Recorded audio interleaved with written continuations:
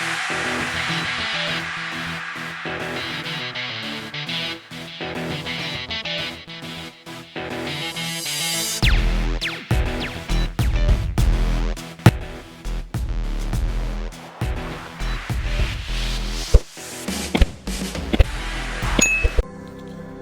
28th 2024 was another major milestone in the Indian military aviation, as the first production variant of LCA Mark 1A took the sky for its maiden first flight for 18 minutes. The first LCA Mark 1A production variant bears the tail number LA5033. The aircraft will undergo few more trials before delivering it to Indian Air Force. The delivery of LCA Mark 1A has been delayed by almost 4 months, which was originally planned to commence from 3rd February 2024. As per the print report, the delay is due to certain software iteration or changes along with smaller design shifts besides a few other changes as suggested by Indian Air Force. These changes have been asked by Air Force recently, leading to delay in the certification process of the aircraft. The Russia-Ukraine war has also delayed the delivery of certain critical parts which were to be sourced from Europe. However, we are hoping that the overall delivery of fighter jet will not be impacted, and it's just the initial few months till the aircraft certification is done and handed over to Indian Air Force. At the same time, HAL has been building significant number of LCA trainers. As a part of initial contract, HAL has to deliver 32 LCA Mark 1 aircrafts along with 8 trainers. We all know that 32 LCA Mark 1 has been delivered to Indian Air Force, and HAL is now progressing with manufacturing of LCA trainers. The first LCA trainer, which is LT5201, has been handed over to Indian Air Force on 4th October 2024. HAL has already built the LCA aircrafts with tail number LT5202, 5203, 5204, 5205 and 5206, and the preparations are underway to deliver these aircrafts to Indian Air Force. Now coming back to LCA Mark 1A discussion, the recent images of the fighter jet shows great improvement in overall build quality of the aircraft. There are many visual changes which could be figured out. The first one is more symmetrical wide bubble canopy for enhanced visibility and combat awareness. The internal cannon of LCA Tejas can also be seen to be operational, and we can see its belly along with the grills. The VHF and UHF, that is comms antenna, has been moved ahead of nose gear similar to LCA trainers. The auxiliary intake of LCA Mark 1A has also design changes. It is now independent and a 3-piece lowers as compared to a single piece in LCA Tejas Mark 1. We could also see 2 antennas at top part of or the spine of the aircraft's fuselage close to the vertical fin stabilizer, which is nothing but BNet software defined radio. The software defined radio enables mobile ad hoc network. LCA Mark 1A is now capable of using radar lock-on by other fighter aircraft like Su-30 MKI for air-to-air kill and vice versa. The last notable change is on radar warning receiver sensor, which is moved to near wingtips, bringing about a clean leading edge on the vertical fin all the way through. So these were the visual changes. However, there are more important changes in LCA Mark 1A overall, which makes it a very important aircraft, not just an interceptor. The LCA Mark 1A will be a multi-role fighter, with interceptor being the primary role as a replacement of MiG-21 Bisons. There are total 43 improvements in LCA Mark 1A across avionics, weapons and maintenance. The new and improved electronic warfare components of LCA Mark 1A is what makes the fighter jet distinctly ahead of other fighter jets and very potent multi-role fighter aircraft. The AESA radar is the most significant feature which will boost the LCA's warfighting capability. We all know that AESA radar has its own benefit when we compare it to PESA radar. The AESA radar uses phased array antenna with transmitter and receiver modules dedicated to each element, whereas the PESA radar systems use a single TR module that is shared across all the antenna elements. The AESA radar system can scan a volume of space faster and more reliable than the radar that is mechanically steered.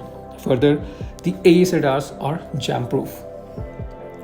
The HAL has supplied ELM 2052 AESA radar to be installed on first 40 LCA Mark 1A fighter jets, while the Uttam AESA radar will be installed on the later batches. It is anticipated that the switch to the Uttam AESA radar will happen somewhere in 2026-2027 following the completion of 40 Mark 1A fighter jet manufacturing.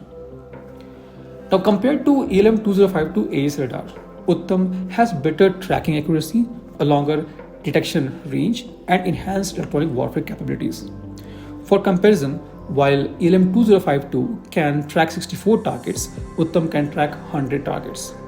In 2015, Uttam was stated to be capable of tracking a target of RCS 2 meter square from a distance of 92 kilometers. According to the recent reports, the range has increased to 150 kilometers for target of the same RCS. Uttam has also been able to track LCA Tejas from a range of 140 km, which in itself is quite significant because LCA is the smallest fighter jets in this category and has good stealth characteristic due to the usage of composite. The Uttam AESA radar version for LCA Mark 1A will feature nearly 912 TR modules. Uttam, as we all know, is a full solid-state gallium arsenide-based active electronically scanned array radar. Additionally, Uttam AESA radar has LPI, that is low probability of intercept feature. The LPI will enable fighter jet to employ countermeasure to avoid its detection by passive radar detection equipment while it is searching for a target or engaged in target tracking. So this was about AESA radar to be integrated with LCA Tejas. Now let's try to understand the electronic warfare components of LCA Tejas. The EW suite of LCA Tejas has been named as Angad. The EW suite of LCA Tejas Mark 1A features a state-of-art unified EW suite with integrated radar warning receiver and jammer architecture. In this architecture, the radar warning receiver, ECM, and geolocation functions are all integrated into a single LRU, which is internal to the aircraft. It uses the wide band radar warning and DRFM based jamming. The radar warning receiver is used to identify and display sources of radar emissions. It is used to identify, avoiding, evading, or engaging threats. For example, a fighter aircraft on a combat air patrol might notice enemy fighter jets on radar warning receiver and subsequently use its own radar set to find and eventually engage the threat. It can also detect the missile lock and launch by the enemy surface-to-air missile system or fighter jet.